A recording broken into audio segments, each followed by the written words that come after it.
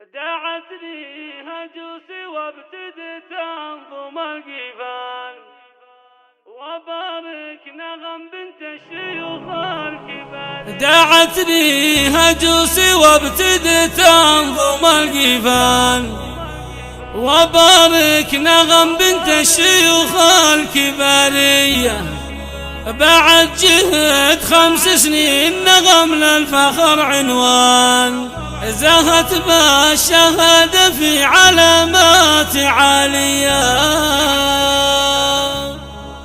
حصريا على دعتني هجوسي وابتدت انظم القفال وبارك نغم بنت الشيوخ الكبارية. بعد جهد 5 سنين نغم للفخر عنوان، زهت بالشهادة في علامات عالية. نغم يوم جت متخرجة ومعتليها شان، وبالشهادة مهندسة بهمة وجدية.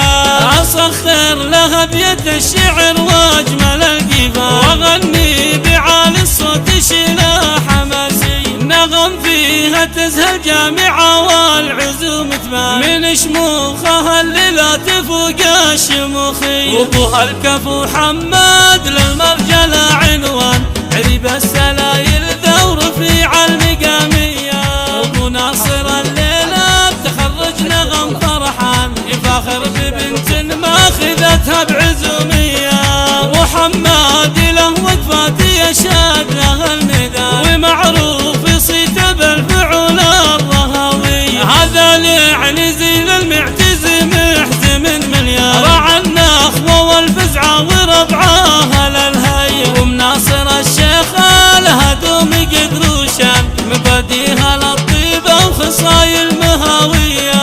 سعادتها ما توصف وهاليوم كل شي زان، تخرج غلاها اللي ولا مثلها بنية.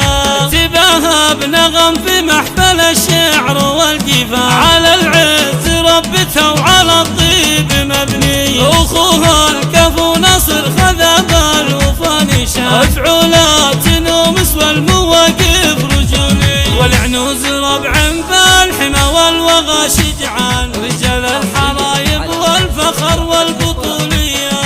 وصيت الخواتف وحب العود والريحان، وفرحتهم الليلة بنغم مو بعلي. عسى الله يوفقها وتسعد مدى الازمان، وتطول المعالي وتلتقي كل امنية. عسى الله يوفقها وتسعد مدى الازمان، تطول المعالي وتلتقي كل امنية.